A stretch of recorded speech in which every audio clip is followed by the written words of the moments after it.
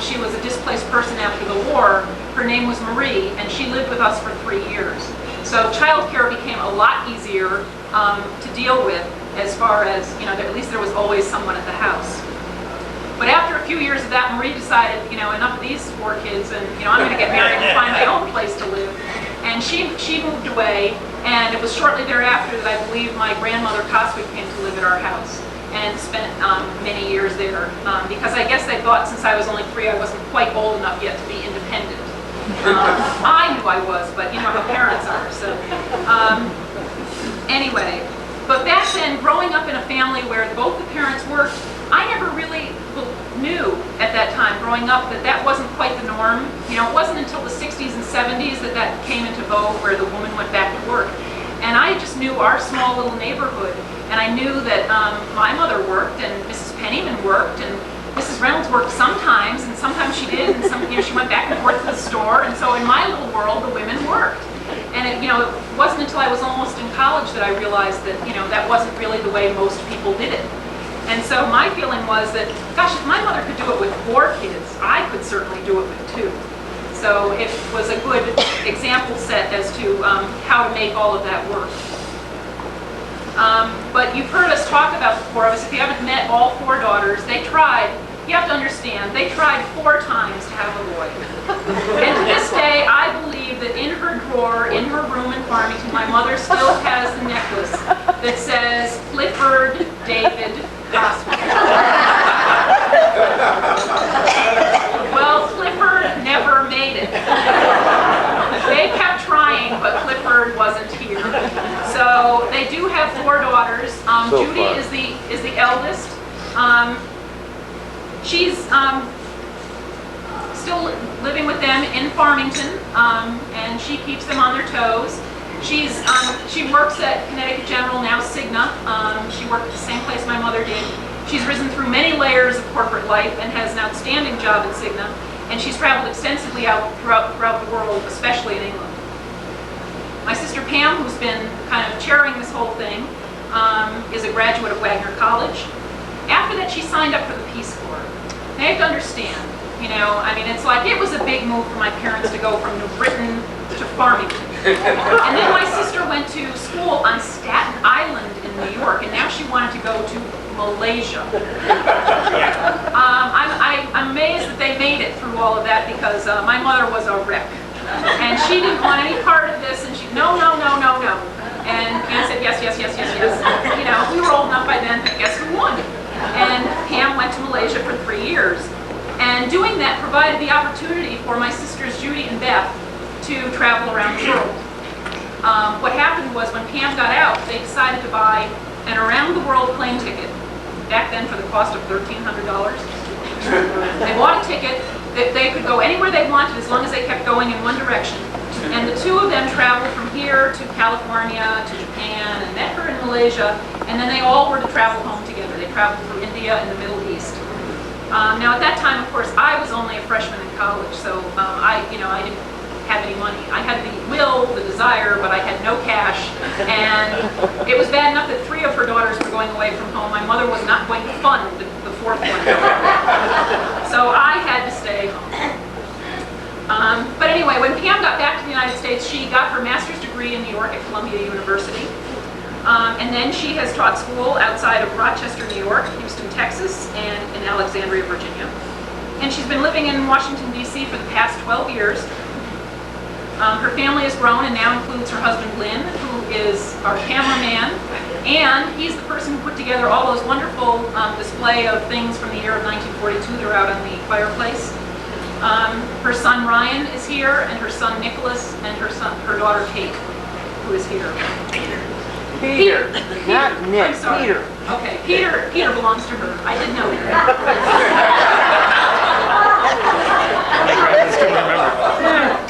See, I told you, Ern would never have screwed me. Anyway, she spent many years in Arlington and in Washington working for the American Psychological Association. And now her work outside the home is mostly volunteer work. And recently she won the Governor's Award from the state of Virginia for her work establishing programs for the homeless in all of Arlington County, Virginia. Beth, who's right over here, spent a while after she got out of school being a hairdresser. But after her trip around the world with Judy and Pam, she came back and decided she wasn't going to go back into that. Instead, she got a job at Travelers, and she met Jim. Okay, so they got married and founded their home in West Hartford, and they this year will be celebrating their 20th anniversary.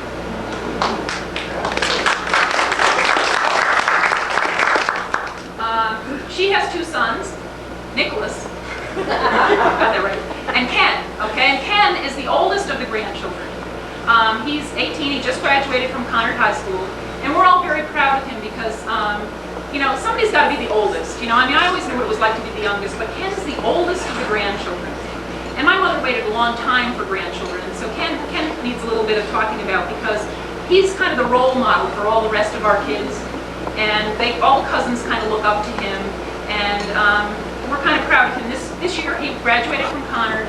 He played Daddy Warbucks and from Little Orphan Annie in the high school musical. He had the lead.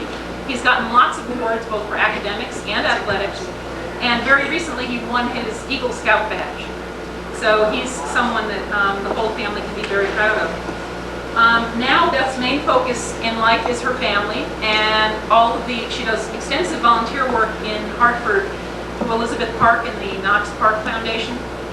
And I did tell you about the anniversary. Okay. I told you a little bit about myself. One thing you have to know what had happened, this is interesting, when my 3 sisters got to go around the world, that meant that we were all home alone for Christmas. And my mother and father decided, oh, you know, it won't be the same, 3 of the girls are away, what are we going to do? And they thought, we'll do something special for Nancy.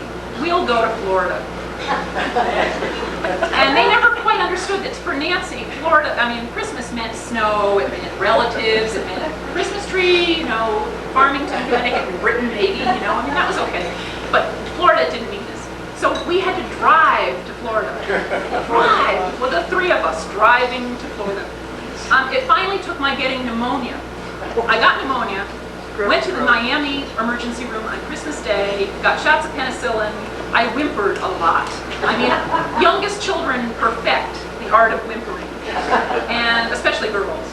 And I whimpered, and finally they said, what do you want? I said, I want to go home. So I earned my first plane ticket in my life. They sent me home to Farmington via the airplane, and they got to drive home alone together.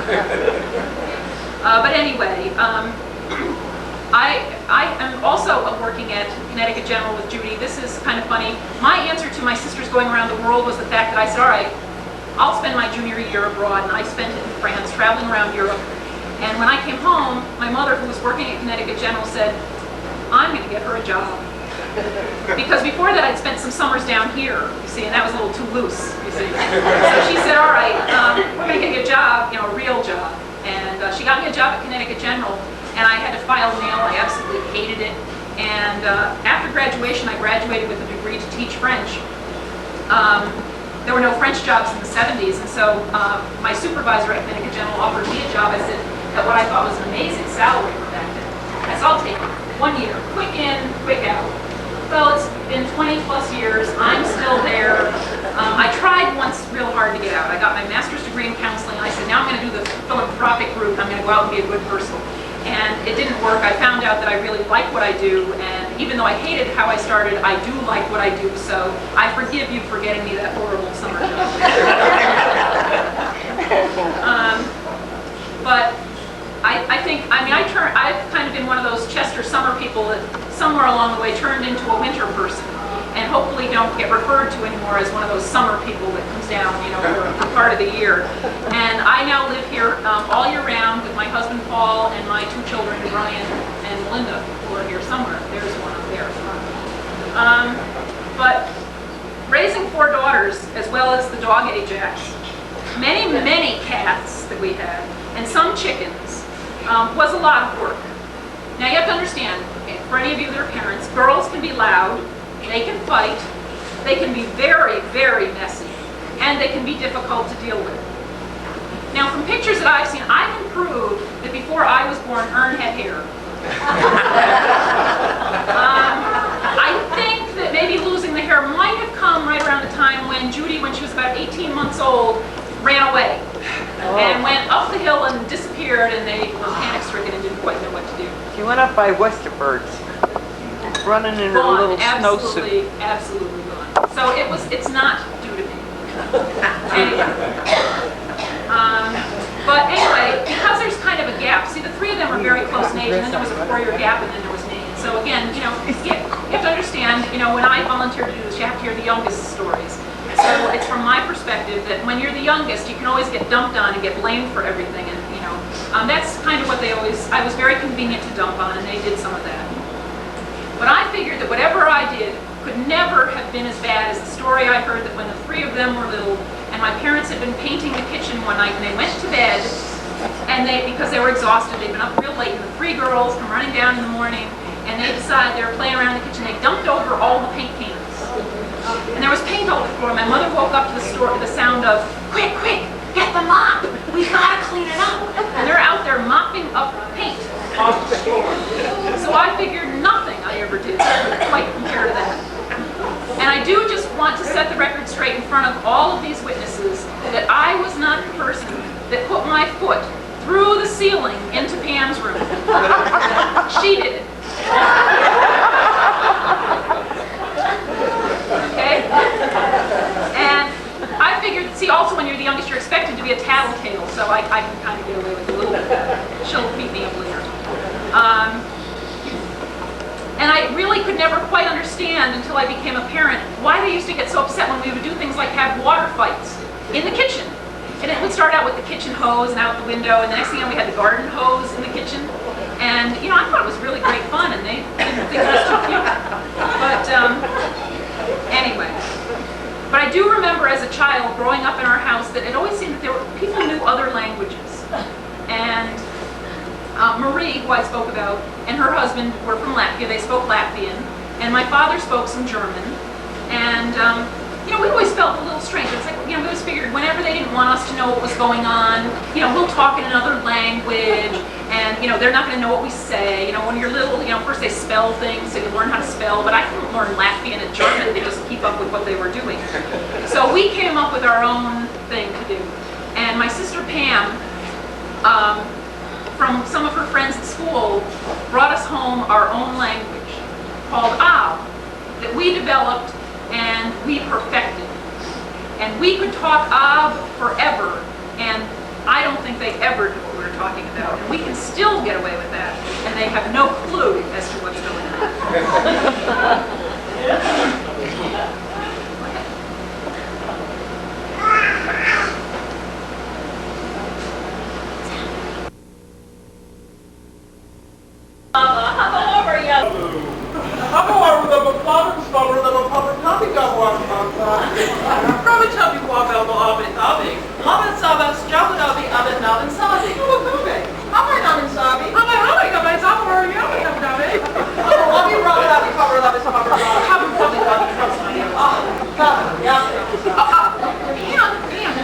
Excuse me. We're at a party.